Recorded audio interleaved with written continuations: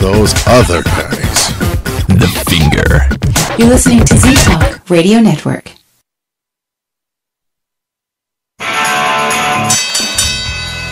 And now, a message to our competitors. Thanks for tuning us in. Station identification. You're listening to Z-Talk Radio Network. Operating frequency. On ztalkradio.com.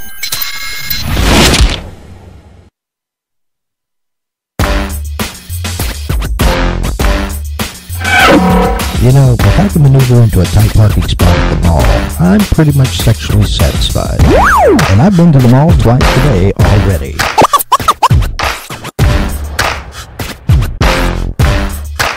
You're listening to Z-Talk Radio Network.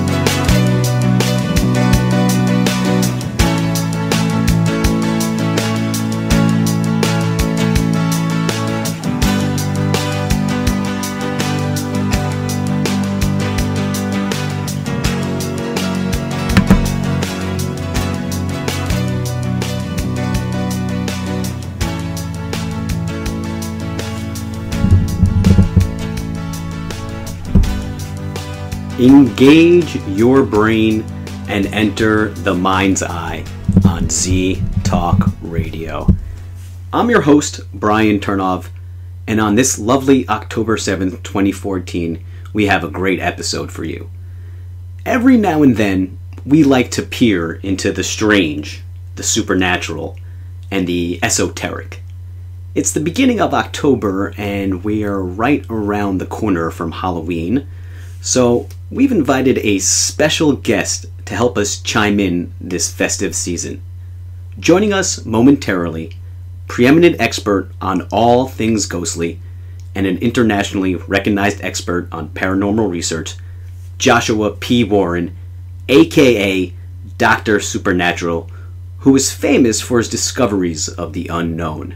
He also happened to lead the expedition that captured the first known footage of the elusive Brown Mountain Lights, eventually resulting in scientific breakthroughs led by Warren that helped explain most of the lights as natural.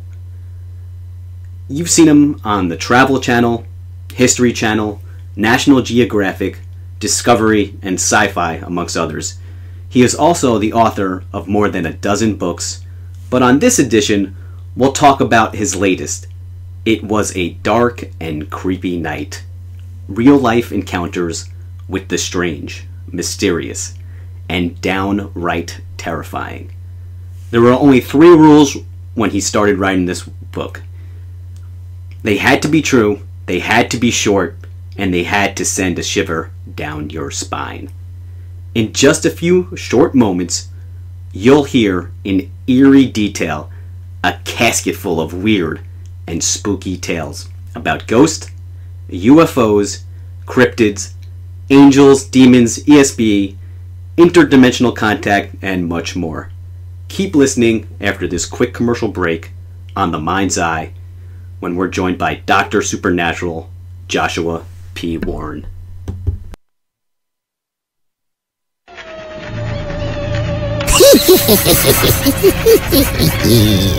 Fillet of fenny snake in the cauldron, boil and bake. I have newt and toe of frog, wool of bat and tongue of dog, adder's fork and blindworm's sting, lizard's leg and howlet's wing, for a charm of powerful trouble, like hellbroth boil and bubble. This brew be ye only salvation from your favorite radio station. You're listening to Z-Talk Radio Network.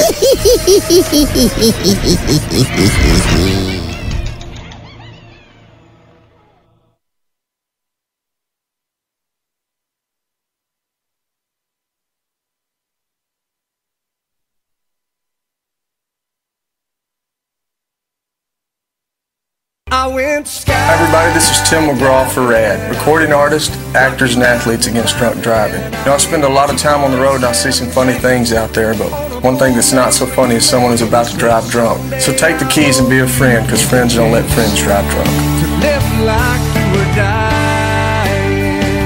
A public service message brought to you by the U.S. Department of Transportation, RAD, the National Association of Broadcasters, and the Ad Council.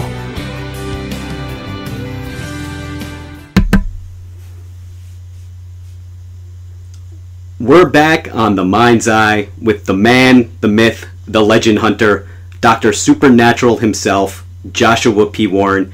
It is a true pleasure to welcome you on the Mind's Eye tonight. Oh, thank you so much for having me here. This is going to be fun. I can't wait. I'm a huge fan of yours, as you know, and I happen to actually be in your hometown, your neck of the woods recently, Asheville, North Carolina. Sometime at the end of June, and it is a lovely place, absolutely beautiful. And I hit up Craggy Gardens, which I highly recommend for anyone visiting. And what I really found interesting about that place, it's this really amazingly liberal city, right, centered in the heart of a conservative state. Was that a recent development, or has it always been that way since you've grown up there? Well, you know, you're right. It has really changed dramatically. I was born and raised here in Asheville, and this was always Billy Graham land. I mean, literally, Billy Graham lives here, and so there's a church on every corner, and there always were very kind of traditional fundamentalist sort of attitudes about religion and spirituality, but all that really started to dramatically change something like 15 years ago, and suddenly, I watched downtown transform from kind of a place that was often dead to what is now called Beer City. There are so many microbreweries and restaurants, and now you have all these live street performers and musicians, and so it really is a great place to grow up and to see how that these much more kind of conservative folks are still able to live in harmony with these people who have much more strange attitudes, and it's a good thing for me because they've always been very warm and accepting of what I do here. Yeah, and it really is such an interesting juxtaposition of the population, the people that live there, and it's such a great place. And while I was there, I happened to take one of your haunted Asheville ghost tours, which is I guess run from your Asheville Mystery Museum in the Masonic Temple. And wow, what a place you chose to run the Mystery Museum from, with such an unbelievable amount of history. Do you mind, before we get into the main course, so to speak, talk about the history of the Masonic Temple and kind of how you got into your Mystery Museum located inside? Yeah, absolutely. It's a fantastic place. My museum was originally in a very small old jail and gallows building that was close to the city building downtown, right behind a restaurant called Pax Tavern. And it was really cramped. Obviously, an old jail building is not built for comfort. And so as time went on, we just expanded and grew. And finally, one day I received a call from a good friend of mine who was and is the official historian at the Asheville Masonic Temple. Now, that building is over 100 years old. It's 4 stories tall. It has one of the most beautiful theaters and lodge rooms I've ever seen inside. And the basement kind of looks like a dungeon. And so he invited me over to analyze some swords and other Masonic artifacts that were used in rituals. And that was the first time I really started seriously talking to Masons and learning about Masonry. And that led me to become interested in joining the Masonic Lodge, and which I did. And at one point I discovered that there was really no plan to use that space in the basement, and so it just seemed like the perfect spot for the museum. And what's really especially fitting is that building is very haunted. You see, in 1918, when the Spanish influenza killed millions of people around the world, Asheville was hit especially hard, and that building was actually converted into a temporary emergency ward for the underprivileged. And I mean, they brought in beds, they brought in whatever medical equipment they could get their hands on. We don't know exactly how many people died in that building, but I can tell you that on a number of occasions, certainly more than half a dozen, I have been in that building at night when I know for a fact that nobody else is there. And I'll be down there working on some display or some project, and we have a wooden door there that kind of closes off that section of the basement. Yeah, the and all of a sudden, door. it will sound like somebody just pounds on that door, boom, boom, boom, and you'll kind of jump out of your skin. And every time I run over there and open the door, and there's no one there, and these kind of spooky experiences go on and on inside this building. And I happened to, we took the tour, and the tour guide was Tad, I believe. He's a brother as well. I didn't realize that you were a Freemason as well. One of the reasons that I happened to go there was to visit the temple. I'm a brother in Maryland from Concordia Lodge, actually. Oh, so, fantastic. Wonderful. Well, it's always nice to talk with another brother, but we'll have to talk about the Masons and do a whole show dedicated to that, because we could talk about that for hours upon hours. And Tad, just to let you know, he did such a wonderful job on the tour. He's quite the firecracker. He's he's an amazing guy, and I just want to let you know he did a wonderful job, and he's doing a great job for you leading the tours there. Oh, well, thank you for saying that, Ted. I'm so lucky to have his friendship and to have him as a colleague, because talk about a guy who has a true passion for the esoteric. Oh, and you can just tell right when you meet him, too. Yeah, I mean, and the arcane, and I mean, he has an encyclopedic mind. He's a meticulous researcher, and I always tell people you're very, very lucky if you get Tad as your tour guide. Oh, and definitely try. Obviously, I highly recommend going to Asheville. By the way, you could tell I'm talking about it, and while you're there, definitely take one of the Asheville ghost tours, and definitely try to get Tad. He was an amazing tour guide. But let's get down to the meat, the course, so to speak. And it's your newest book. It was a dark and creepy night. Real life encounters with the strange, mysterious, and downright terrifying. You're a really prolific author and obviously an investigator on the paranormal. Why did you choose to put out these stories right now? Your inspiration, so to speak. Sure. Well, I started publishing when I was a teenager. I published my first book when I was 14, and when I was around the age of 18, I decided to gather sort of, I guess, an anthology of different true experiences people in my region here in western North Carolina had with the unknown. And I just went around town putting up posters and just spreading word. I think I ran some articles and classifieds. And I got this great selection of stories about, little people and ghosts and UFOs and people having, time slip experiences. And it was just, it was wonderful because these were, first person eyewitness accounts, and that book actually was called Speaking of Strange, which became the name of the radio program that I've hosted for over 10 years now. And I always thought, someday, if I get an audience that's big enough and the timing is right, I'd like to reproduce this on a global scale. And finally, a couple years ago, I realized that now, thanks to the internet and thanks to a lot of the work that I'm doing on radio and TV, I can now get the word out that I'm looking for these stories. And so I devoted a website just to this project, and I basically said, look, I have three criteria here. Number one, the story has to be true, meaning that, I don't have any way of going and verifying that all these are true, but if you're willing to say it's true and you give me your legal name and you'll stand behind it, okay, fine. Number two, it has to be short, meaning it has to be usually like a page or less. And number three, it should kind of make the hair stand up on the back of your neck when you get to the end. And so what I saw was this absolutely overwhelming response, hundreds of stories coming from countries all around the world.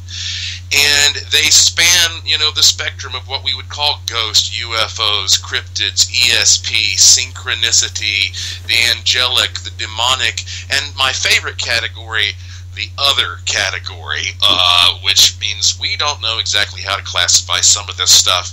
And so we put them, I took the best, about 150, I had my staff go through. Andrea Sarkopoulos is a great editor, and she smoothed a lot of these out from people who obviously were not professional writers. And so now the response has been great, because when you read through this book, you'll notice we have not divided it into chapters like this is the ghost chapter, this is the UFO chapter. And so as you're reading the story, you don't know how it's going to end. And they're all kind of randomly distributed.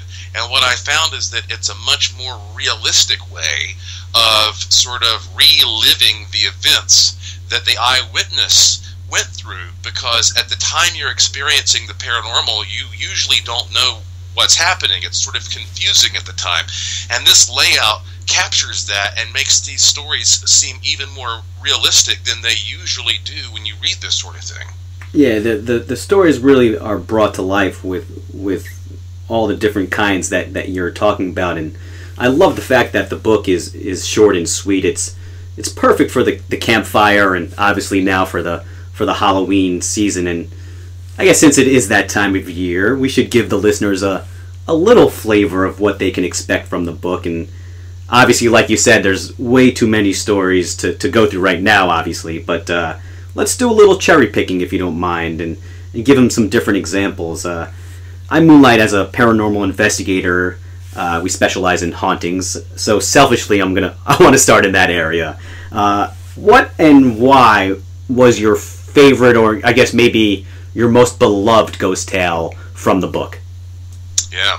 Well, these are so tough, because the stories are great, but let me definitely give you some of my favorites just right off the bat. And mind you, some of these stories, when they end, there's no real closure there, and it just kind of leaves you hanging with this kind of eerie tone. And yet you have other stories which seem to be put together so well that they really do seem like a campfire tale, that have a nice beginning, middle, and end. And it's always amazing to me when that kind of thing happens in the real world. And so right off the bat, there's a story that I like from Minnesota. Happened in 1997. A young couple moved into a rather ordinary neighborhood, into a house. And about 3 days after they moved in, they woke up one morning to find the butcher knife from the kitchen had somehow gotten into the bathtub. That's an ominous sign to begin with. Yeah, and so obviously they had no idea why that would happen, and yet over the next 3 years, this would continue to happen from time to time. They would wake up and they would find the butcher knife in the bathtub. Well, they had a party eventually and invited all their neighbors over. And at some point, this odd tale came up, and one of the neighbors said, well, you do know, don't you, that in the 1960s, there was a woman who lived in this house, and she committed suicide with a butcher knife in the bathtub. So, a story like that, it's got all those, again, traditional elements that you would expect. They just send a chill down my spine, I won't lie to you. Yeah. And yet, on the other hand, okay, now you can hear a story like that from the book, and you can say, wow, that's a good old ghost story. But then, how about this story from Colorado, 2011? A woman goes into Walmart. She went into the electronics section, bought a brand new digital camera, took it home, unpackaged it, put the batteries in, turned it on, and was shocked to find there was a photograph already on the camera of her from that day wearing the same outfit. When you read stuff like that, you scratch your head, and I don't know what category that goes into exactly. What do you think, Brian? I don't even. I mean, clearly, it doesn't fall under the ghost tale like that. I'm a skeptical believer, so I like to nitpick things. I could really nitpick that one like crazy, but it's weird. It's just weird. We don't know all the elements involved, and yeah, like you said, it just makes it even odder. Yeah. I was wondering, you talked about how that tale was I guess a few decades old. How far back do the tales go? Obviously, since they're people that are living now, they can't date back hundreds of years. But how far back do they go? Well, there are 150 in here, and I have not memorized all of them, I must confess, but... Nor would we expect you to. Yeah, but I'm sure that there are stories in here that go back to the 1950s or 60s, and I would say those would probably be some of the earliest ones. I don't remember right off the bat which ones, but usually it's the sort of thing where, somebody would write a story and say, okay, here's one I just saw. This is from Wichita Falls, Texas. John Francis Enright. He tells us a story that happened to him when he was in the first grade in 1962. And it's called First Grade Tulpas, and he basically is telling a story about, a friend that lived in his neighborhood who was sort of being terrorized by some kind of a monster. And, of course, he's trying to figure out what it is, and kind of digs into the possibility of a tulpa, which, I have begun to think more and more that tulpas explain much of the paranormal activity that we encounter, and for listeners who aren't familiar with that I was just about to ask, because I'm not too familiar with it. Yeah, well, tulpa is a Tibetan word that's been around as far as we know for thousands of years, and it refers to some kind of a thought form that may be projected by the powerful mind and vision of a particular person or a collective body of persons, so that it takes on its own kind of objective reality. And let me give you some examples. Walter Gibson was a very prolific author in the 1920s and 30s who lived in Greenwich Village in New York, and he to pay the bills would crank out these very popular kind of pulp fiction novels, crime novels, detective stories of the day, and he got a contract to write novels about the Shadow character, which you may recall was big on radio in the 20s, the Shadow Knows. Of course. And so he was the guy who would write the Shadow novels, and this guy literally was able to sometimes crank out 2 of these complete full-length novels per month.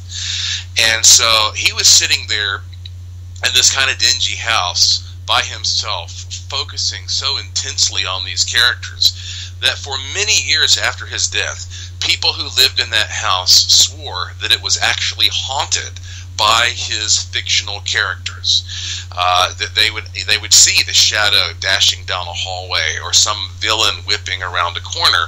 Now we know that those figures never existed in this real world as people like you and me, but he apparently may have imprinted them somehow on the environment.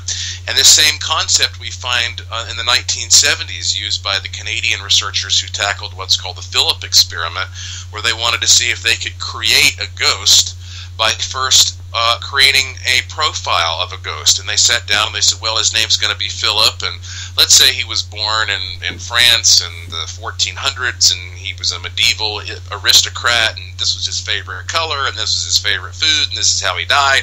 Here's a sketch of him. And then they talked about him as if he were real. And after months of this, they said, sure enough, he manifested. And at that point, they realized maybe it's not a good idea to manifest a butt-kicking medieval warrior, because he started abusing them and throwing them around, and all this bad stuff happened. And that story actually was part of the inspiration for the horror movie called The Apparition that Warner Brothers released in 2012, and I worked on that as a consultant. So it's a really interesting subject, and I've done a lot of experiments in the lab creating tulpas, which we can talk about if you'd like. Yeah, I'd love to hear that, actually. Would you? Okay, well, here's an experiment that just about anybody can do, and it's so impressive.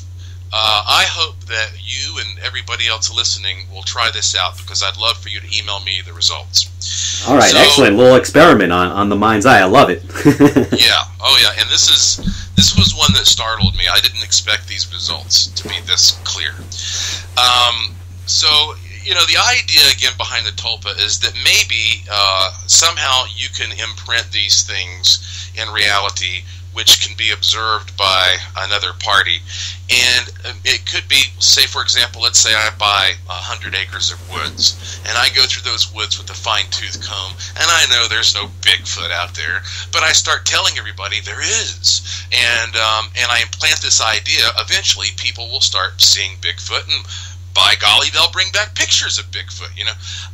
And so I got a group of 10 people together at the museum in the Masonic Temple there, and we all produced this tulpa experiment. And the idea was I was going to take one person out of the 10 and put that person in seclusion. And while that person was in seclusion, I would take the other 9 people, one by one, into a sample room where I had placed an object. And I would ask that person to meditate on that object and to try to burn an imprint of that object onto the table there where the object was placed. And I gave each person, you know, as long as they wanted. Most people took 5 to 10 minutes. I gave them some little tools to help them meditate. And so one by one, they would go through and try to burn that object into the environment. And then I would remove that object, and I would take that one person who was in seclusion, and I would say, okay, now you go in there and you spend as much time as you need and come out and you tell us if you can see that object there. And 100% of the time, we were able to get a strikingly detailed report. And I'll give you some specific examples. The first object that I put there was just a yellow piece of construction paper. Just a flat piece of paper on a white table. And so each person went through, did their thing, and then I took the lady who had been in seclusion for that one, and she went into the room, and she was in there not even 30 seconds probably. And she turned around and came right back out, and she goes, I think it was a box. She goes, I think it was like a yellowish or brownish box. Huh. And I was like, whoa, that's a pretty good description of a piece of construction paper when it's not even there anymore, and you're just looking at, you know, however the 3 dimensions may appear. That's pretty on target. Right? So then the second object that I put in was some clear shipping tape that was in a red plastic little dispenser. And the guy who went into that room, he came back out, and he was a little bit confused, but he said, I think you put a red triangle in there. And he drew a picture, and I realized that if you are only seeing the imprint of this shipping tape on its side, you're not going to see the tape because it's clear. Right. All you're going to see is the red dispenser, which sure enough on its side looks like a red triangle. And there's a whole report that is freely available on my website, joshuapwarren.com. There's no period after the P there, describing the details of how we set this up and how it's so simple. Any group of people can do this, and I would like to implore people to do this experiment. Send me your results, because this is telling us a lot about that mind-body-environment relationship, and how if we can burn something as mundane as a piece of construction paper or shipping tape into the environment, imagine what happens when there's a murder or some other type of really powerful, emotionally significant incident, what that might be capable of burning into an environment. And just to trail back, so do you think that the mind can actually manifest ghosts, manifest Bigfoot, or are they actually in existence? Just to clarify a little bit, you think the mind can actually make these things happen that weren't in existence before? That's right. I think it's a combination of the two, and we can kind of tell the difference based upon the behavior of what we see. So when it comes to ghosts, usually these types of imprints are very redundant and they are predictable. They're just like a big 3D IMAX movie that's burned into the environment. On the other hand, you have cases where these entities seem just the opposite. They seem interactive and aware and unpredictable, just like some kind of a disembodied spirit. And therefore, there has been a lot of confusion over the years about, how to place which into what category. But altogether, when it comes to how the environment stores this stuff, if we could figure that out exactly, it would allow us to peer back into time and see history as it actually occurred, which would be one of the most profound things ever. Which would also mean that if that has ever been discovered in the future, well, we're being watched right now by people in the future. But as far as the mechanism of how this tends to work, I think it's best to use the analogy of an RFID chip. So an RFID, radio frequency ID chip, is in most cases a passive device. So when you go into a store like Walmart or whatever, and you grab some item off the shelf, and you walk out of the store with it, if that item has one of these passive RFID chips, when you pass through the electromagnetic radio field as you walk back out the door, then the energy shines onto that chip and it wakes it up, it activates it, and that chip starts now transmitting information back, which is what makes the alarms go off. And it kind of seems to me that the entire environment around us is sort of layers and layers of RFID chips, if you want to look at it that way.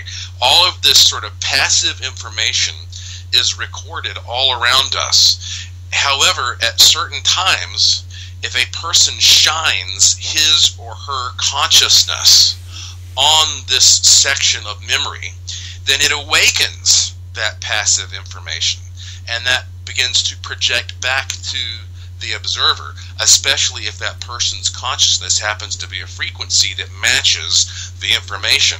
And that is why some people are able to see certain things more easily than others. It's about the relationship between the observer and that portion of time-space that is being observed. Yeah, I agree there, and I think that humans have this innate ability with their mind, and the mind is clearly a powerful tool that could be good, obviously used for both good and bad, to trick you and to enhance whatever you're doing as well. And I'm not particularly convinced that those type of things are really supernatural, so the explanation that you're given really makes a lot of sense, and I guess it kind of falls under the parapsychological umbrella. So, just to get back to the book, what was a good ESP or psychic story from the book? What that you thought was like a really quintessential, great campfire ESP psychic story?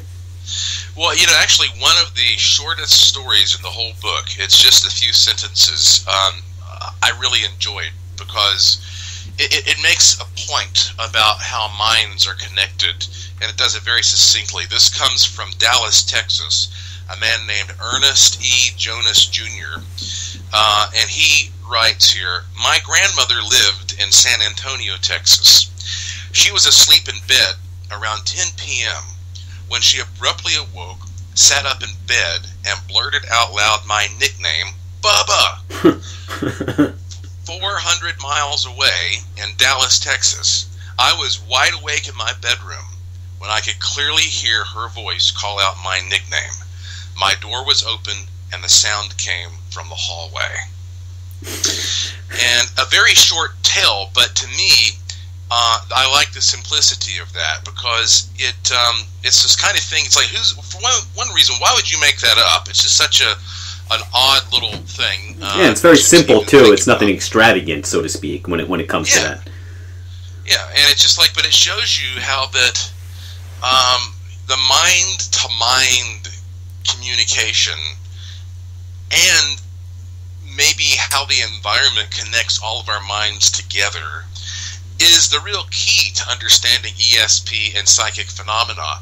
And of course, mothers and their children especially have this very strong connection that comes up all the time. And anecdotes, this was especially a big thing during wartime, certainly World War II. There are many, many stories about mothers instantly knowing when something bad had happened or dramatic had happened to a child. And to me, this is a very interesting subject altogether, because ultimately we have to think about, if there is a sixth sense, why is it there and why is it developing? And the easiest thing to do is to backtrack and look at how we got our other five senses. So if we look at, say, the process of biological evolution that we're taught in schools, the idea is that there would have been at a point in time a being that would eventually become a human, but that thing didn't have eyes, right? And then gradually, as time went on, eyes sort of evolved, because the first one to mutate an eyeball had an advantage over the others that didn't have the information coming in from the eyeball. And of course, over time, the eyeball turned into two eyeballs, because now we have this thing called depth perception, which makes the visual information even more intact. And so you can say this about all the senses, if indeed this is how we're going to look at how these things have evolved and developed. And so each time it is to help you survive in some way. And it seems like now, if we have got a sixth sense that is developing, then it's there to help us survive somehow. And there was a time when surviving meant making sure you weren't eaten by lions or bears, or making sure that you understood how the seasons work well enough so that you could grow crops to eat, etc. Now we live in a society where surviving usually means, for most people, being able to earn money. Right. And so I did a series of experiments called psychic games, where I realized that if you give people ESP tests, then the results kind of fall randomly spread according to statistics most of the time. But if you give them those same tests and you reward them with money when they are right, suddenly the amount of psychic activity goes way up. And this is an interesting sort of point. Yeah, interesting correlation.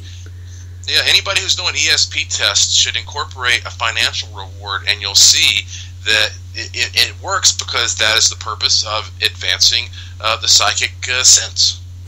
Almost like positive reinforcement in a sense. And I'm glad you brought up that experiment, because a question whenever I do interview a medium or a psychic, this is something that it always seems to be 50-50. I ask them, do you think every human has this ability, ESP, psychic phenomenon? And it's always split. Some say every single one, and then others say no, not at all. Only certain people have this ability.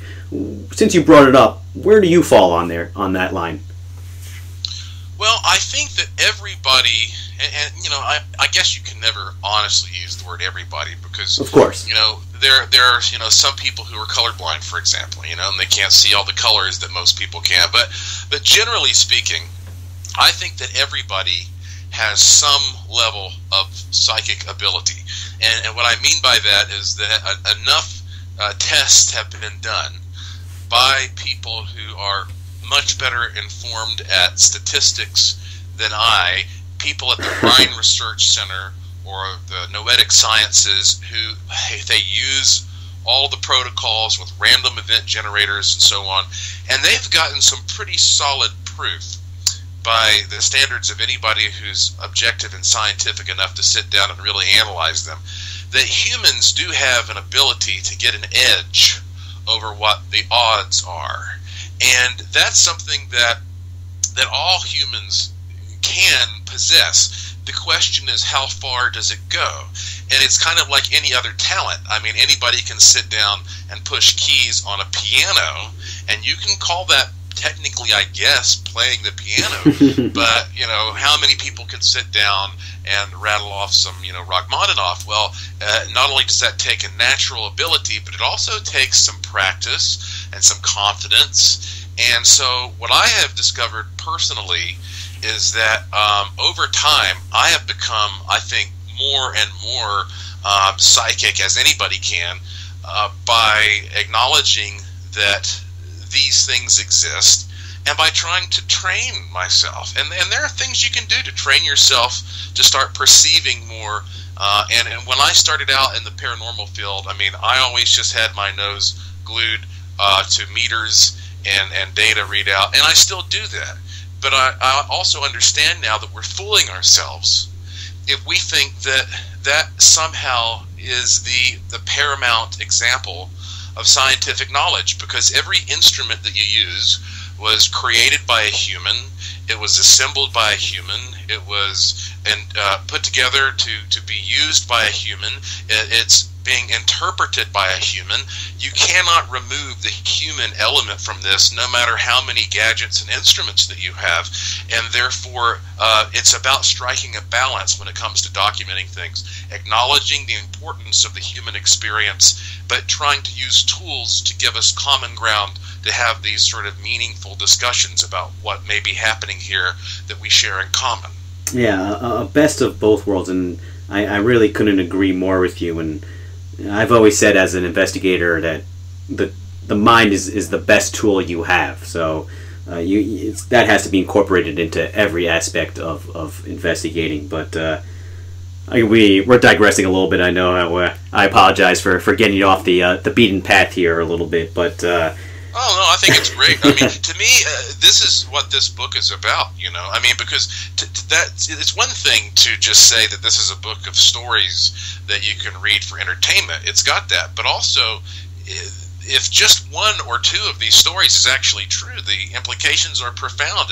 And what you're seeing here is just one slice of how humans around the world are getting different pictures, different glimpses of this great mystery that we all have right at the center of our experience, and that it really does bring such value to any paranormal investigator's bookshelf or anyone into it. But I really enjoy that you're putting out these stories right now at this exact time, and there's so many stories and so many different fields within the paranormal spectrum, and we have a ton of ufologists that follow the show.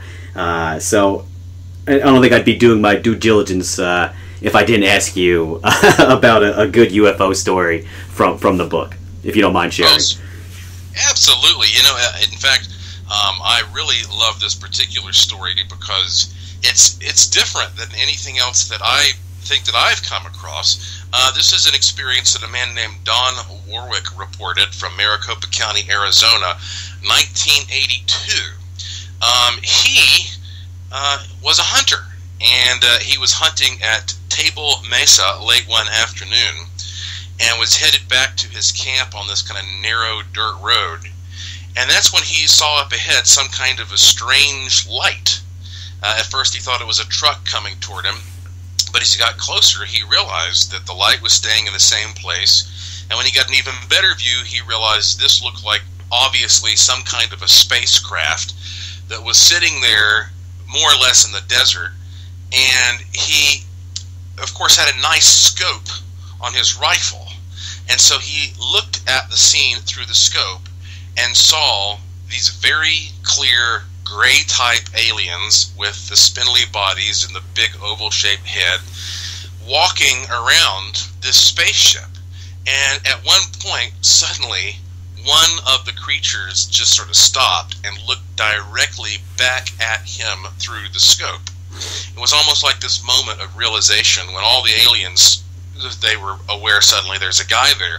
Now imagine this for a minute. All he had to do was squeeze that trigger, and he could have potentially killed that alien and solved once and for all one of the greatest mysteries in humankind. But he said it almost was as if something didn't allow that to happen, and instead he just turned and he ran.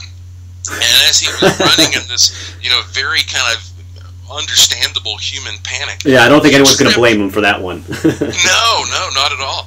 He tripped over a cactus and pretty badly injured his leg. And so here he is lying there in the desert, panicked with this cactus in his leg. And at this time he realized the aliens had apparently jumped back onto their craft and had now flown over him and were shining a light down on him. And here he is just helpless, wondering what the heck is going to happen next. And then the craft just zips away.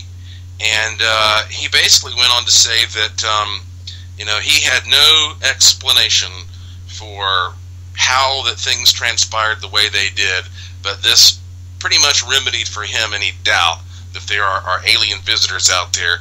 And I've never, I don't think, come across a claim that somebody literally had aliens in the crosshairs of their weapon like that. No, that's pretty interesting. And I was just wondering, since we're on the topic of UFOs, and there seems to be so many reports going on around the world right now, and it also happens to be at the same time where there's so many drones flying around the world. Do you think that this is having an effect on the amount of UFO stories that are being told and being reported? Oh, absolutely. No doubt about it. In fact, for 5 years, I produced a very well-attended event in Western North Carolina called the Speaking of Strange UFO Experience. And it was a contest for hobbyists to come out and try to build the best fake UFO. And we had contests that we did during broad daylight, and then, of course, at night, when it's usually much easier. And I have seen every type of propulsion you can imagine, whether it's people using, helium or hot air or rotors or remote control airplanes, and all the drones. And I mean, I've seen some really impressive stuff that people were able to put into the sky for probably like $20 or $30 worth of material. I mean, it's incredible how talented and resourceful some of these hobbyists have been. And we always videotaped these, of course, and watched how these things performed. And it gave me a real advantage compared to most people when it comes to analyzing UFOs and trying to compare something that may be truly extraordinary to the behavior you would get from one of these little toys. Mm-hmm. And but now the drones are so much better. I mean, you don't even have to know how to fly them anymore, really. I mean, they're connected to GPS signals, and you can sort of program their whole flight path and just let go of them.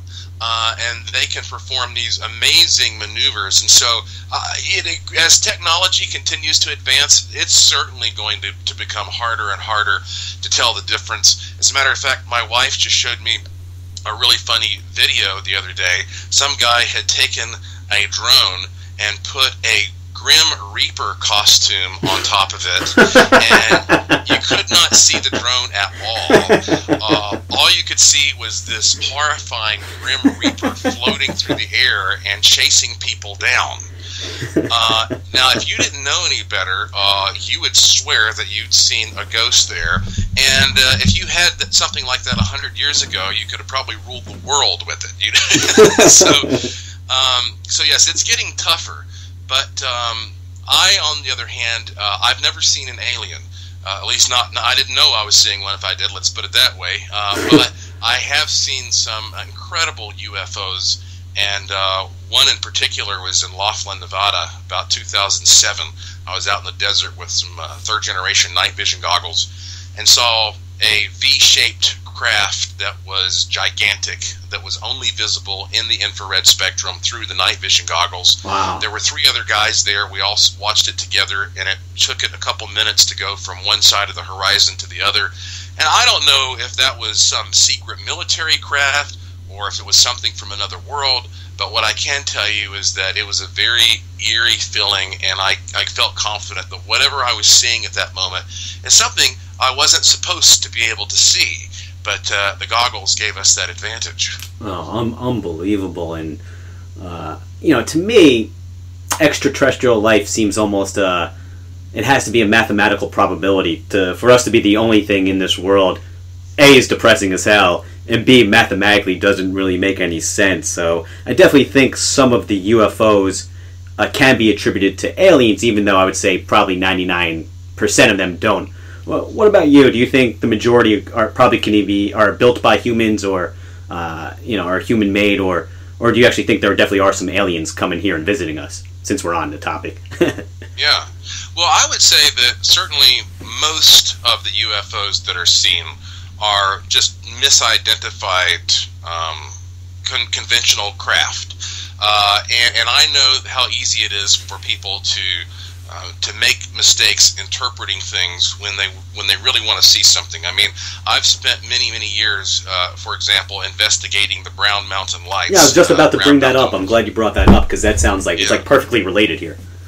Oh, it certainly is. And of course, Brown Mountain, it's a ridge in the Pisgah National Forest. And for over 100 years, people have been seeing these mysterious multicolored balls of light, perhaps hundreds of years, if you believe some of the Native American legends. And nobody's ever been certain what they are. You have all kinds of stories about them being UFOs, and there are even people who say they've been abducted up there on numerous occasions. And then you have people who believe they're ghosts, or people who think they're fairies, and then you have folks who talk about piezoelectricity or optical illusions, the whole list. And I have been up there many times, just quietly watching this dark overlook at night. And a car will pull up, and some people will get out, often tourists, and they'll go over to the edge of the cliff, and they will clearly stare off at the lights from the nearby town of Lenore and say, "Looky there! There they are! Those are the Brown Mountain lights." And these are lights from a town, and who hasn't seen in their life what lights from a town look like at night? They don't move anywhere, they don't fly around, they don't change colors, but people, they want to see something so badly that they'll go up there and they'll go home very happy and saying, "I've seen the Brown Mountain lights," and there are a gazillion of them. So yes, people are always misinterpreting stuff, but as far as my personal point of view, I believe that the universe is so vast, so incomprehensible, that I am certainly open to the fact that we've been visited, and I think there are a number of occasions where things have happened to credible people in the military who've come forth, scientists who have documented these encounters, that are convincing enough for me to believe that yes, there are humanoid beings out there that come here from time to time and fly around, and everybody wonders, skeptically thinking, well, if that's the case, why don't they just land on the White House lawn and sit down here at the negotiation table and do business with us? But what we're sort of not understanding here is that every time I go out hiking through the woods, I'm not on a mission to prove to every squirrel that humans exist. I mean, I don't care if the squirrel knows that human. I might even take measures to hide from the squirrel if I don't want to disturb it. Most of the fish that exist on planet Earth have no idea that humans exist. Why are we so egocentric that we think that if there are beings out there which are older and more evolved than we are, that they should care if we know they exist, and not to even mention the idea that we are equals in some way, that they would sit down and want to land on the White House lawn and have some kind of a publicity campaign. I mean, it just doesn't make sense that we would close our minds to the possibility that there are other beings out there just because they don't have an agenda, which means they come down and have some mass party with us. Yeah, I couldn't agree more. And to me, just look around. Humans can barely get along with other humans. Why would an alien race come down here and willfully say, "Hey, hello, don't mind talking to us. We see what you do to each other, and I don't think you'll do that to us." So just based on that alone, we can't get along with each other. So why would they come down to even pretend that we can get along with them? And reptilians, I've always been fascinated with reptilians, and depending on who you talk to, they're either an alien race or they're a terrestrial race. And I believe you have a story on that subject, or someone who turned into a reptilian face from the book. Yeah, absolutely. And I've always been fascinated by these kind of reptilian stories because, people ask me from time to time, how believable is it that we have these kind of shape-shifting creatures that may be feeding upon us? Well, for one thing, if it's true that certain human beings can shapeshift into reptilians, that would, amazingly enough, be the most easy secret in the world to keep, because nobody's going to believe that, right? And number two, as far as, looking at whether or not we are food for these creatures, I bet you there's not one single cow on planet Earth that knows people eat cows. Right. And so, again, it goes back to why should we think that, it's impossible that something is feeding off of us and manipulating us.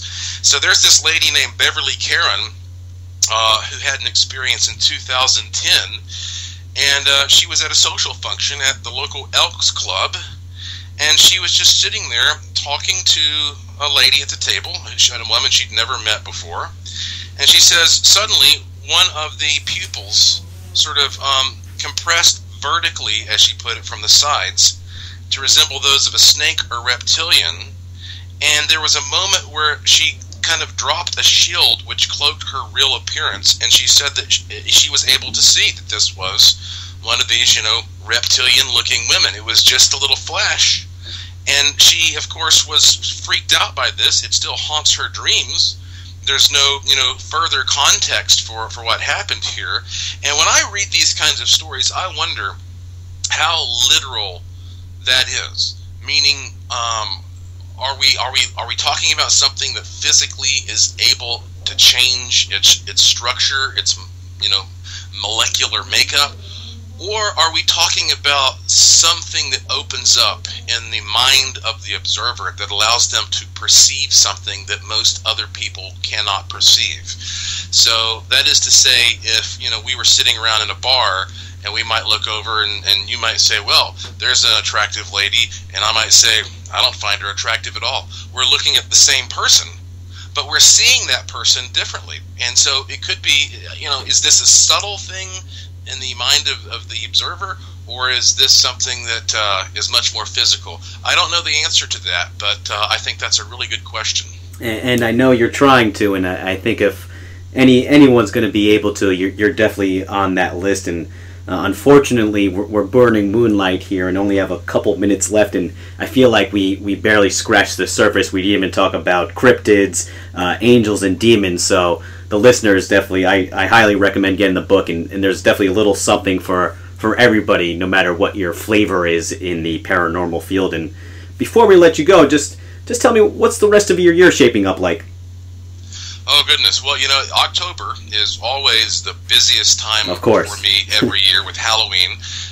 And so, yeah, my schedule right now is pretty insane looking. I'm doing speaking engagements and ghost hunts and tours and lots of interviews and things like that. And that's here in Asheville, because I'm in Asheville right now, but I will be heading back to my Bermuda Triangle research base in Puerto Rico probably sometime in December. I had a meeting today, a teleconference I should say, with a TV production company that wants me to work on a very exciting TV series, so I'm hoping that pans out. And then also I got a contract to write another book, and I've got a deadline coming up on that one. So whether it's books or TV or live events, there's plenty on the plate. But I just recently put a PDF on my website about Robert the Haunted Doll, and it's an investigation that I did with him in Key West. And since the Annabelle movie just came out, I figured it was a good time to post that on my site. So you can always go to just joshuapwarren.com to find out more information on what I'm up to, and Facebook and Twitter and all that kind of stuff. But it's a dynamic time, and I'm very fortunate right now that I can explore my interests through so many different avenues. And we're fortunate to have you here talking about all of that, and I really can't thank you enough for coming on the show tonight and giving us a piece of your mind, and it was absolutely wonderful. Really appreciate it. Well, thank you for all your kind words, and it has been my pleasure, and I look forward to next time. Till the next time, we'll be in touch soon. All right, thanks, Brian. Bye, Josh. Bye. What an amazing interview. That guy is a library on the paranormal, and I know we only have a couple minutes left. Don't forget to check out his links, Joshua P. Warren. If you forget that, or you want some quick links to his book, his other sites, you can visit themindseye.com. You can also get news, videos, our whole archives, guest schedule, and so much more, all at themindseye.com. And don't forget to visit our brand spanking new Facebook page at facebook.com/ Mind's Eye Show. Join us again next week, October 14th, 2014, when we go from this lighthearted episode to something a bit more heavy-hearted and turn our eyes to the American prison system. Our guest, Jonathan Simon, he is a professor of law at the University of California, Berkeley, and we'll discuss his newest book, Mass Incarceration on Trial, A Remarkable Court Decision, and the Future of Prisons in America, which examines a series of recent landmark decisions about prison conditions. So, it's time to turn off the flashlight and put out the campfire on this spooky episode of The Mind's Eye. And thank you so much, the listener, for giving me a piece of your time. I'm your host, Brian Turnov. This is The Mind's Eye on Z Talk Radio.